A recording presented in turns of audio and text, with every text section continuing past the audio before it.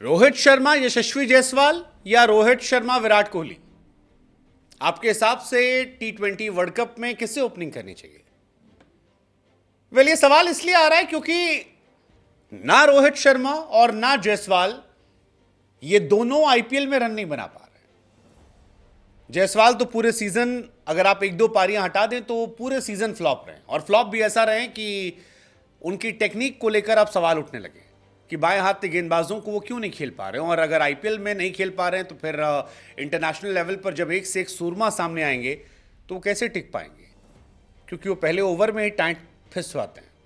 रोहित शर्मा, जिनके आईपीएल अच्छा शुरू हुआ था, फर्स्ट हाफ में कमाल खेल रहे थे, लेकिन सेकेंड हाफ में उनकी बल्लेबाजी पर भी एक बड़ा सवाल खड़ा हो गया। हालांकि रोहित कप्तान है तो रोहित का तो खेलना पक्का है और ओपनिंग करना पक्का है, और रोहित के बारे में कई बार कहा भी जाता है कि वो आईपीएल छोड़िए इंटरनेशनल मैचेस में लौट आते हैं।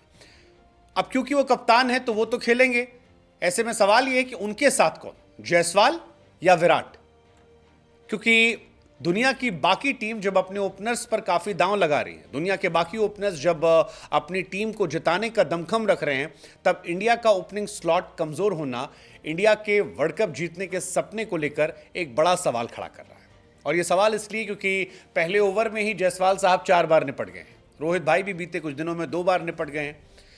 अब कईयों का यह मानना है कि अगर आपको ओपनिंग बचाना है तो आप विराट को ले आओ। विराट आईपीएल में ओपनिंग करते हैं, ओपनिंग का अच्छा तजुर्बा है।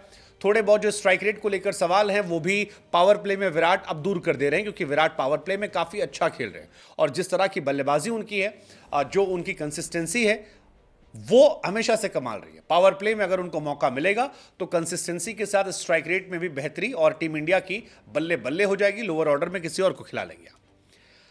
अब जायसवाल, प्रॉब्लम यह है कि बीते कुछ समय इंडिया के बहुत बड़े प्लेयर रहे, लेकिन इस सीजन में वो लगातार फ्लॉप रहे। आखिरी मैच में भी 4 बॉल पे 4 रन बनाकर आउट हो गए थे।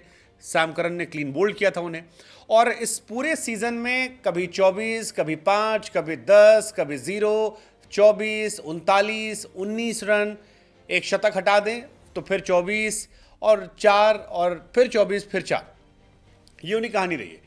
यानी 2 मैच अगर उनके मोटे मोटे हटा दें, एक जो एमआई के सामने 104 था और एक एसआरएच के सामने 67, तो जायसवाल 13 में से 11 मैच फ्लॉप हो चुके हैं। और इसी के बाद फैंस ने सवाल उठाना शुरू कर दिया कि भैया 11 मैच जो खिलाड़ी फ्लॉप हुआ है, क्या उसका वाकई में T20 स्क्वाड में जगह बनती है? मतलब ठीक है, अच्छा खिलाड़ी, लेकिन 11 मैच काफी ज्यादा होते हैं। सबसे बड़ी समस्या यह है कि जायसवाल की टेक्निक पर सवाल हो गए। लेफ्ट आर्म पेसर के सामने पूरे आईपीएल में वो संघर्ष कर रहे हैं। 11 मैचेस में केवल लेफ्ट आर्म पेसर के सामने 99 रन बना पाए और 6 बार आउट हो गए। कभी यश दयाल आउट कर देते हैं, कभी उनको सैम करन आउट कर देते हैं, और बाएं हाथ गेंदबाजों के सामने केवल 16 का उनका एवरेज है, जो बहुत ज्यादा ऑर्डिनरी है, बहुत बहुत बहुत ज्यादा ऑर्डिनरी है। और इसी के बाद ये सवाल उठ रहा है कि अभी जब यहां यह हाल है, तो जब शाहीन शाह अफरीदी या फिर मोहम्मद आमिर या ट्रेंट बोल्ट या उसके अलावा मिचेल स्टार्क, मार्को जेंस, ये खिलाड़ी आएंगे तो कहां जाएंगे? क्या वो एग्जिस्ट कर पाएंगे? क्योंकि आईपीएल में तो पाटा पिच मिल रही है, 250 वाली पिच है, 300 वाली। इंटरनेशनल लेवल पर क्रिकेट इससे टफ होगी, और टेक्निक का एक्सपोज होना वो ज्यादा बड़ा सवाल है। हालांकि कईयों ने भी कहा कि जायसवाल साहब को समझना पड़ेगा कि क्रिकेट में लोगों की याददाश्त बड़ी कमजोर होती है। एक जमाने पृथ्वी शॉ आए थे, लोगों ने कहा था कि ब्रायन लारा आ रहा है, सहवाग आ रहा है, सचिन आ रहा है। आज कहां चले गए पता नहीं। बीते साल शुभमन गिल को प्रिंस ऑफ इंडियन क्रिकेट कहा गया था, इस साल गायब हो गए। और इसीलिए बार बार ये सवाल उठने लगा है कि ओपनर कौन सिलेक्शन के बावजूद। वैसे एक स्टैट बड़ा हैरान करने वाला है कि रोहित शर्मा और जायसवाल ने मिलकर जितने बनाए हैं रन, वो विराट के आसपास आते हैं।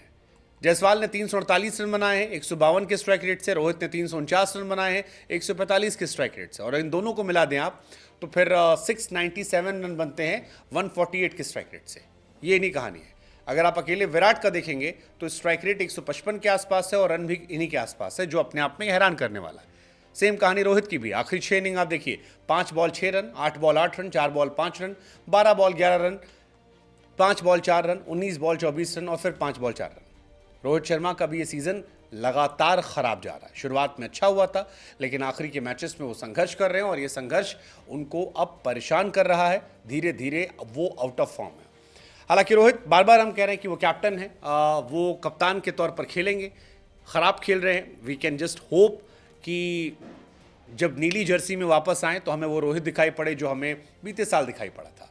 लेकिन विराट की शानदार फॉर्म, 661 रन, 66 का एवरेज, 155 का स्ट्राइक रेट, ये सवाल पैदा करता है क्या रोहित के साथ विराट को ट्राई किया जाए।